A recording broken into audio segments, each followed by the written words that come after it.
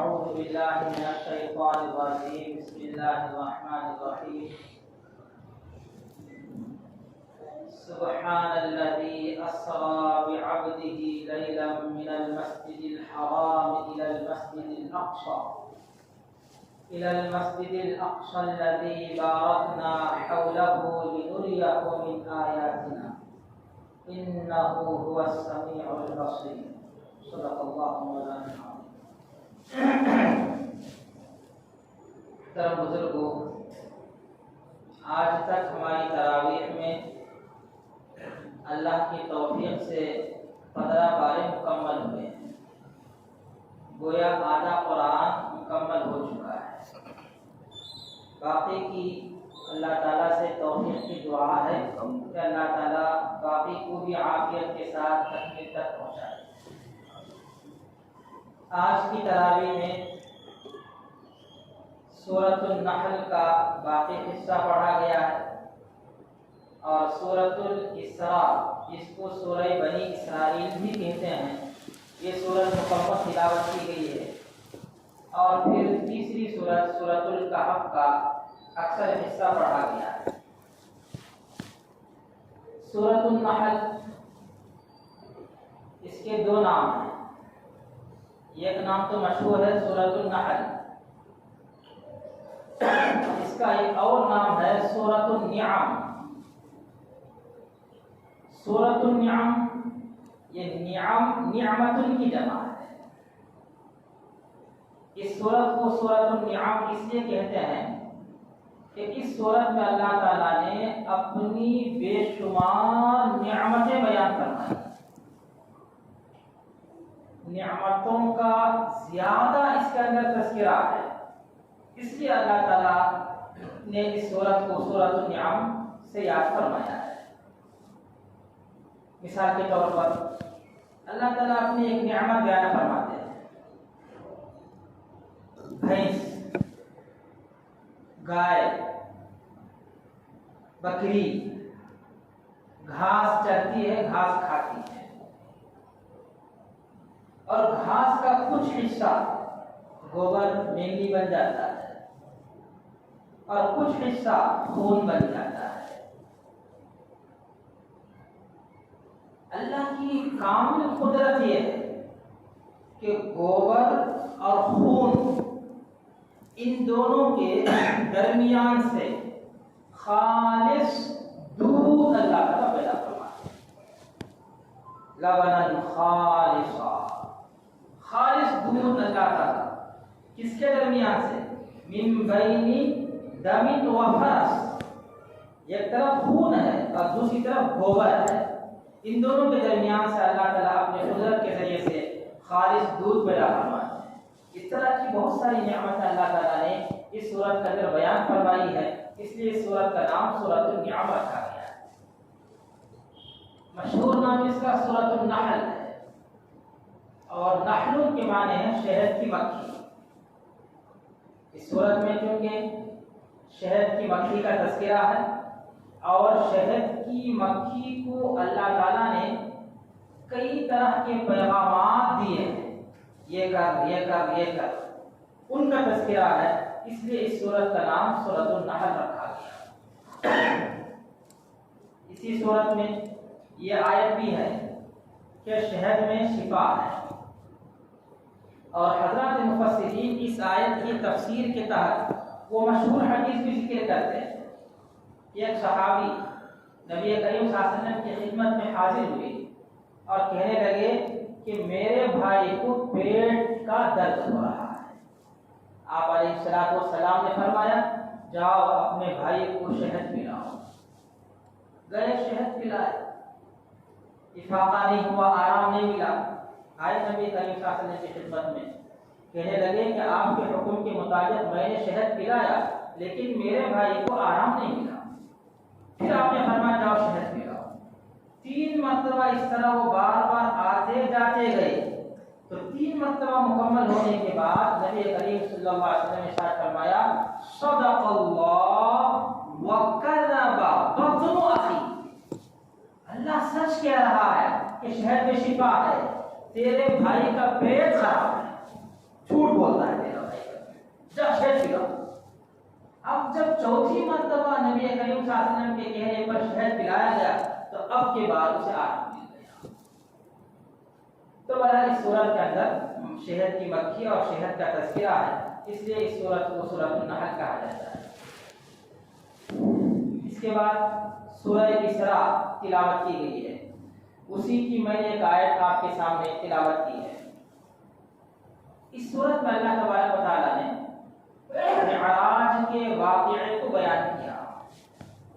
معراج کا مشہور واقعہ ہے، نماز معراج کا تحفہ ہے۔ نبی کریم صلی اللہ علیہ وسلم معراج میں اللہ تبارک و تعالیٰ کے پاس گئے، بات چیت کی، تو معراج کے ذریعے سے نبی کریم صلی اللہ علیہ وسلم کو اللہ کا قرب اور نزدیکی حاصل ہوئی۔ اور حدیث میں کہا گیا الصلاۃ معراج المؤمن، کہ نماز مومن کی معراج ہے، کہ اگر ہم مسلمان اللہ سے سرگوشی کرنا چاہیں، اللہ سے اپنے راز اور نیاز کی باتیں کرنا چاہیں، اللہ کا قرب اور نزدیکی حاصل کرنا چاہیں، تو نماز اس کا ذریعہ ہے۔ حضرت نبی کریم صلی اللہ علیہ وسلم کو اللہ نے معراج کیوں کرائی؟ واقعہ بیان کرنا مقصد نہیں ہے، چند علمی باتیں بیان کرنا مقصد ہے۔ نبی کریم صلی اللہ علیہ وسلم کو اللہ تعالیٰ نے معراج کیوں کرائی، جس کو آپ سمجھیں۔ حضرت نبی کریم صلی اللہ علیہ وسلم نے دین کے لیے بڑی مشقتیں اٹھائی ہیں، اپنے آپ کو بہت تھکایا ہے۔ مخالف ماحول میں آپ نے دین کی دعوت دی ہے، اور اللہ کا نظام ہے کہ جو آدمی دین کے لیے جتنی مشقت اٹھاتا ہے، اللہ تعالیٰ اسے اتنی ہی عزت عطا فرماتا ہے۔ یہ اللہ کا نظام ہے، آپ غور کر کے دیکھ لیجیے۔ جتنی مشقت دین کے لیے آدمی اٹھائے گا، اللہ تعالیٰ اس کو اتنی ہی عزت عطا فرماتے ہیں۔ مکے کے کفار جتنی تکلیف دینا چاہتے تھے، اس تکلیف میں انہوں نے کوئی کسر باقی نہیں چھوڑی۔ آپ علیہ السلام کو تکلیف دینے کے لیے دروازے کھول دیے، آپ علیہ السلام کی راحت اور آرام کے دروازے بند کر دیے۔ آپ علیہ السلام نے سوچا کہ مکے کے لوگ میری بات نہیں مان رہے ہیں، چلو طائف کا سفر کر کے دیکھ لیتے ہیں، ہو سکتا ہے کہ طائف کے لوگ میری بات سننے قبول کر لیں۔ طائف جا کر آپ نے دعوت دی تو طائف کے لوگ نبی کریم صلی اللہ علیہ وسلم کی بات کو قبول کرنے کے بجائے آپ کے پیچھے کچھ اوباش، بدمعاش، گنڈے قسم کے بچوں کو لگا دیا، جو نبی کریم صلی اللہ علیہ وسلم کا مذاق اڑاتے تھے، آپ پر تالیاں پیٹتے تھے، آپ پر پتھراؤ کرتے تھے، پتھر لے کر مارتے تھے، یہاں تک کہ آپ علیہ السلام کی مبارک جسم سے خون بہتا ہے اور وہ خون آپ کے جوتوں میں آ کر رک جاتا ہے۔ اب یہاں دیکھیں آپ اللہ کا نظام کیا ہے۔ نبی کے خون کا قطرہ جس زمین پر گرتا ہے، اللہ تعالیٰ اس زمین والوں کو زندہ رہنے نہیں دیتے۔ یہ اللہ کا نظام ہے۔ نبی کے خون کا قطرہ جس زمین پر گرتا ہے، اس زمین والوں کو اللہ تعالیٰ زندہ رہنے نہیں دیتے۔ چنانچہ اللہ نے فرشتوں کو بھیجا، جاؤ میرے محبوب سے پوچھو، اگر ان کی اجازت ہو تو طائف والوں کو دو پہاڑوں کے درمیان کچل دیا جائے، پیس دیا جائے۔ آئے فرشتے نبی کریم صلی اللہ علیہ وسلم سے اجازت مانگ رہے ہیں، یا رسول اللہ آپ کی اجازت ہو تو ہم ان لوگوں کو دو پہاڑوں کے درمیان پیس کر رکھ دیں۔ آپ علیہ السلام کی رحمت دیکھی، آپ کی مہربانی اور شفقت دیکھی، آپ نے اس موقع پر بھی اپنی امت کو بددعا نہیں دی، بلکہ فرمایا کہ طائف والے اگر ایمان نہیں لائے کوئی مسئلہ نہیں، ہو سکتا ہے کہ ان کی نسل میں کوئی ایمان والا پیدا ہوگا۔ ان کی نسل میں کوئی مسلمان پیدا ہوگا. ان قومی ھذا لا یعلمون، کہ میری یہ قوم نہیں جانتی میں کون ہوں، میرا مقام کیا ہے، میرا رتبہ کیا ہے. تو نبی کریم صلی اللہ علیہ وسلم نے اس موقع پر ہی بد دعا دی، آپ واپس تشریف لائے. مکے کے کافر نبی کریم صلی اللہ علیہ وسلم کو ستانے میں اس وقت سب سے زیادہ حق پا کر گئے جبکہ انہوں نے نبی کریم صلی اللہ علیہ وسلم کا بائیکاٹ کیا. 3 سال تک شعب ابی طالب میں نبی کریم صلی اللہ علیہ وسلم اور آپ کے خاندان کا بائیکاٹ کیا گیا. لین دین نہیں، خرید فروخت نہیں، بات چیت نہیں، کوئی ملنے کے لیے نہیں آتا. اور اسی موقع پر آپ علیہ السلام کی غمخوار بیوی حضرت خدیجہ الکبریٰ رضی اللہ تعالی عنہا کا بھی انتقال ہو گیا. ذرا سوچ کر دیکھیے، گھر میں 3 چھوٹی چھوٹی بچیاں ہیں. ایک بچی تو بڑی ہو گئی زینب رضی اللہ تعالی، حضرت رقیہ، حضرت ام کلثوم اور حضرت فاطمہ الزہرا رضی اللہ تعالی عنہا، یہ سب چھوٹی چھوٹی بچیاں ہیں. اور آپ علیہ السلام یہ کام میں مستقل لگے ہوئے ہیں، اور پوری دنیا مخالف ہے. تو ایسے موقع پر آدمی کو تسلی دینے کے لیے، غم ہلکا کرنے کے لیے اس کی غمخوار بیوی ہوتی ہے، لیکن وہ غمخوار بیوی بھی دنیا سے جا چکی. تو آپ علیہ السلام کو بہت صدمہ ہوا، بہت رنج اور غم ہوا. اسی لیے تاریخ کی کتابوں میں اس سال کا نام بھی رکھا ہے عام الحزن. عام کے معنی ہے سال، حزن کے معنی غم، غم کا سال. جب نبی کریم صلی اللہ علیہ وسلم اس طرح غمگین ہوئے تو اللہ تبارک و تعالیٰ اپنے نظام کے تحت، جو میں نے شروع میں بتایا کہ جو آدمی دین کے لیے اپنے آپ کو مشقت میں ڈالتا ہے اللہ تعالیٰ اس کو اتنی ہی زیادہ عزت عطا فرماتی ہیں. تو اللہ تعالیٰ نے طے کیا اب میرے محبوب کو عزت دینا ہے. چنانچہ نبی کریم صلی اللہ علیہ وسلم کی اس سال اللہ نے معراج کروائی ہے. معراج کے سفر کے 2 حصے ہیں. ایک تو مکہ مکرمہ سے بیت المقدس تک، یہ زمینی سفر ہے. اس کو مفسرین کی اصطلاح میں اسراء کہتے ہیں. اسراء یسری، اسراء کے معنی ہے رات میں جانا، رات میں جانے کو، سفر کرنے کو اسراء کہتے ہیں. تو مکے سے بیت المقدس تک کا جو سفر ہے اسی اسراء کہتے ہیں. اور پھر بیت المقدس سے عرش معلیٰ تک کا جو سفر ہے اسے معراج کہتے ہیں. تو معراج اور ہے، اسراء اور ہے. لیکن چونکہ اسراء معراج کی ابتدا ہے، اسراء معراج کی ابتدا ہے، اس لیے اسراء کو بھی معراج کہہ دیا جاتا ہے. تو معراج میں سب باتیں آ جاتی ہیں. حضرت نبی کریم صلی اللہ علیہ وسلم کی جو معراج ہوئی ہے یہ جسمانی ہوئی ہے، صرف روحانی معراج نہیں ہوئی. آپ اس کو سمجھیں، اہل سنت و جماعت کا یہ عقیدہ ہے، یہ نظریہ ہے کہ آپ علیہ السلام کی جو معراج ہوئی ہے یہ معراج جسمانی ہے. کیا مطلب؟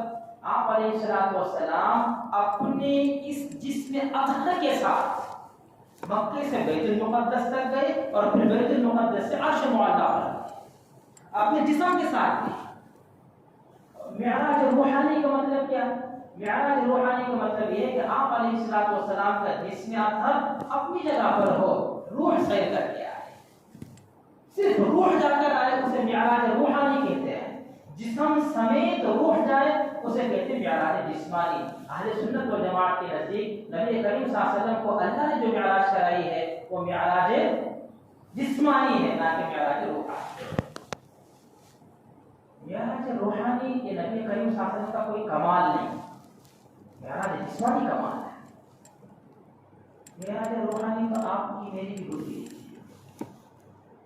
نیند میں سو رہے ہیں، خواب دیکھیں مکہ جا کر آ رہے ہیں، مدینہ جا کر آ رہے ہیں، امریکہ جا کر آ رہے ہیں، انگلینڈ جا کر آ رہے ہیں، گھر میں روح گھومتی ہے. یہ ہماری معراج، اس میں کیا کمال ہے؟ یہ تو عام بندے کو بھی حاصل ہے. نبی کریم صلی اللہ علیہ وسلم کا جو کمال ہے وہ یہ ہے کہ آپ کی معراج جسم کے ساتھ اس پر اہل سنت و جماعت کی کئی دلیلیں موجود ہیں. 2-3 آپ کے سامنے بیان کر دیتا ہوں تاکہ بات سمجھ میں آ جائے. سب سے پہلی دلیل یہ ہے کہ اللہ تعالیٰ نے اس سورت کی شروعات کرتے ہوئے فرمایا سبحان اللہ. یہ لفظ سبحان عربی زبان کا لفظ ہے اور یہ لفظ اس موقع پر بولا جاتا ہے جہاں آدمی کو تعجب ہو. سبحان اللہ، اتنا چھوٹا بچہ حافظ قرآن، 7 سال کی عمر کا بچہ حافظ قرآن بن گیا. ہم نے اس کے واقعہ بتایا تھا. امام محمد رحمۃ اللہ علیہ 7 دن میں حافظ قرآن بن گئے. سبحان اللہ. تو جو مقام تعجب کا ہوتا ہے وہاں پر سبحان کہا جاتا ہے. آپ بتائیں اپنی عقل سے روح کی معراج ہو، جسم کی معراج نہ ہو، یہ کوئی قابل تعجب چیز ہے؟ یہ تو عام بندے کو بھی حاصل ہے. تعجب کی بات یہ ہے کہ جسم کی معراج روح کے ساتھ ہوئی ہے. تو لفظ سبحان سے پتہ چلا ہے کہ نبی کریم صلی اللہ علیہ وسلم کے اللہ نے جو معراج کرائی ہے وہ معراج جسمانی ہے، نہ کہ معراج روحانی. نمبر 2 آگے پڑھیں. سبحان الذی اسری بعبدہ، پاک ہے وہ ذات جس نے اپنے بندے کو راتوں رات لے کر گیا. کس کو لے کر گیا؟ بعبدہ، اپنے بندے کو. عبد بندہ، بندہ صرف روح کو نہیں بولتے بلکہ جسم کو روح کے ساتھ بندہ بولتے ہیں. ایک آدمی آیا میرے پاس، بولا میں آدمی کو روح آئی کہ آدمی جسم کے ساتھ ہے، جسم کے ساتھ ہے.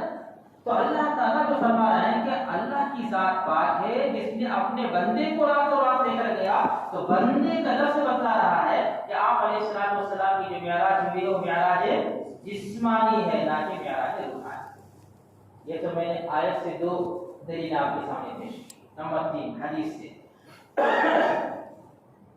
جب نبی کریم صلی اللہ علیہ وسلم معراج سے واپس آئے تو آپ علیہ الصلوۃ والسلام کی پھوپھی ام ہانی رضی اللہ تعالی عنہ سے تذکرہ کیا. تو آپ کی پھوپھی ام ہانی نے کہا رضی اللہ تعالی عنہ نبی کریم صلی اللہ علیہ وسلم سے کہ تم اپنا یہ واقعہ مکے کے کافر اور مشرکوں سے بیان مت کرو. کیوں؟ اس لیے کہ یہ لوگ پہلے ہی سے تمہارے مخالف ہیں، تمہارے دشمن ہیں. اگر تم اس طرح کی تعجب کی بات ان کے سامنے پیش کرو گے کہ چند ہی لمحات میں ایک آدمی مکے سے اٹھا، بیت المقدس چلا گیا اور بیت المقدس سے عرش معلیٰ پر چلا گیا، پھر اسی وقت میں واپس بھی آ گئے، لوگوں کے سامنے اگر آپ اس طرح کی بات کریں گے تو لوگ آپ پر اعتراضات کریں گے، آپ پر الزامات لگیں گے، آپ کو برا بھلا کہیں گے. اب آپ بتائیں ام ہانی رضی اللہ تعالیٰ عنہ نبی کریم صلی اللہ علیہ وسلم کی جو نصیحت کی بات کر رہے ہیں یہ کیوں کر رہے ہیں؟ اس لیے کہ آپ نے جو معراج کا واقعہ بیان کیا ہے وہ معراج جسمانی کا واقعہ ہے، کیونکہ معراج جسمانی ہی قابل تعجب چیز تھی. معراج روحانی تو جھگڑے کی چیز ہے ہی نہیں، اسے تو سب مانتے ہیں. نمبر 4 دنیا میں ایک شخص بڑا عقل مند تھا، اس کا لقب ہی پڑ گیا تھا ابو الحکم، حکمتوں والا، حکمتوں والا. لیکن معراج کے واقعے کے بعد اب اس کا لقب ابو الحکم کے بجائے ابو الجہل ہو گیا، ابو جہل ہو گیا. واقعہ معراج سے پہلے اسے ابو الحکم کہا جاتا تھا، حکمتوں والا، لیکن واقعہ معراج کے بعد اسے ابو الحکم کے بجائے ابو جہل کہا جانے لگا. کیا مطلب؟ جاہل ہے، جہالت والا آدمی. کیوں؟ جب نبی کریم صلی اللہ علیہ وسلم نے معراج کا واقعہ بیان کیا تو اس ابو جہل نے ابو بکر رضی اللہ تعالیٰ عنہ سے پوچھا کہ جب بتا، ایک آدمی ہے جو یہ کہتا ہے کہ وہ راتوں رات مکے سے بیت المقدس تک چلا گیا، پھر بیت المقدس سے عرش معلیٰ پر چلا گیا، پھر واپس بھی آ گیا، کیا ایسا ہو سکتا ہے؟ بولو. ابو بکر رضی اللہ تعالیٰ عنہ نے اس سے پوچھا یہ کس نے کہی یہ بتاؤ؟ تو اس نے کہا تمہارے یار تمہارے دوست محمد صلی اللہ علیہ وسلم نے کہی۔ تو ابو بکر رضی اللہ تعالیٰ عنہ فرمایا اگر محمد صلی اللہ علیہ وسلم نے یہ بات کہی ہے تو یقیناً ہوگا، یقیناً ہوا، کیونکہ آپ علیہ السلام پر ہمارا ایسا ایمان ہے، جنت کی خبر دیتے ہیں، جہنم کی خبر دیتے ہیں جن کو ہم دیکھے نہیں ہیں، ہم آپ کی ان باتوں پر ایمان لاتے ہیں، آپ کبھی جھوٹ نہیں بولتے۔ اس لیے ابو بکر رضی اللہ تعالیٰ عنہ کو صرف ابو بکر اب نہیں کہا جائے گا بلکہ ابو بکر صدیق کہا جائے گا، واقعہ معراج کی تصدیق کرنے والے۔ اور ابو جہل جو ابو الحکم تھا اس کو اب ابو جہل کہا جائے گا، ابو الحکم اس کا نام نہیں رہا۔ اب ہم بتائیں کہ ابو جہل کا جو اعتراض تھا وہ معراج روحانی پر تھا یا معراج جسمانی پر؟ اس کا اعتراض تو معراج جسمانی پر تھا، اور ابو بکر صدیق رضی اللہ تعالیٰ عنہ نے اس کی تصدیق کی اور ابو بکر صدیق بن گئے، اور اس نے اس کا انکار کیا اور وہ ابو جہل بن گیا۔ ابو جہل بڑا متکبر ہے، اس قوم کا، اس امت کا فرعون ہے ابو جہل۔ اللہ تعالیٰ کا ضابطہ ہے، جو جتنا تواضع اختیار کرتا ہے اللہ اسے اتنی اونچائی پر پہنچاتا ہے، اور جو جتنا تکبر کرتا ہے اللہ تعالیٰ اسے اتنا ہی پستی میں لاتے ہیں، کھڑا کرتے ہیں۔ ابو جہل کا تکبر معلوم۔ ابو جہل جب میدان جنگ میں مارا جا رہا ہے، عبداللہ بن مسعود رضی اللہ تعالیٰ اس کی سینے پر چڑھ گئے، تلوار سے اس کے سر کو تن سے الگ کرنے کے لیے۔ تو ناراض اس موقع پر بھی کیا کہتا ہے؟ موسیٰ علیہ السلام کے قوم کا جو فرعون تھا، جب وہ طوفان میں دریا میں غرق ہونے لگا، ڈوبنے لگا، تو اسے اپنا تکبر بھلا گیا۔ وہ ایمان کی بات کی اس نے، آمنت انہ لا الہ الا الذی آمنت بہ بنو اسرائیل، میں تو اس خدا پر ایمان لاتا ہوں جس خدا پر بنی اسرائیل ایمان لائے۔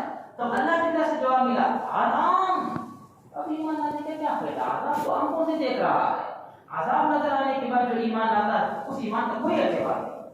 فقد عصیت من قبل، اس سے پہلے تو اللہ کی بہت نافرمانی کرتا تھا، وکنت من المفسدین۔ تو موسیٰ علیہ السلام کی قوم کا فرعون متکبر تھا، لیکن ابو جہل اس سے بڑا متکبر تھا۔ جب عبداللہ بن مسعود رضی اللہ تعالیٰ عنہ اس کے سینے پر چڑھ کر قتل کرنے لگے، کیا کہتا ہے؟ او چرواہے، تیرے لیے بڑے اعزاز کی بات ہے کہ تو چرواہا ہو کر ایک سردار کے سینے پر بیٹھا ہوا ہے۔ یاد رکھ، میرے سر کو اوپر سے نہ کاٹنا، ذرا نیچے سے کاٹنا، یہاں سے نہیں، یہاں سے کاٹنا، اوپر سے نہیں، ذرا نیچے سے کاٹنا، تاکہ لوگ سر دیکھ کر پہچانے یہ کسی سردار کا سر ہے، مر رہا ہے، جہنم میں جا رہا ہے، کبھی اس کا تکبر نہیں۔ سر ذرا اونچا ہے، لوگ دیکھ کر سمجھیں گے سردار کا سر ہے، کسی معمولی آدمی کا سر نہیں ہے۔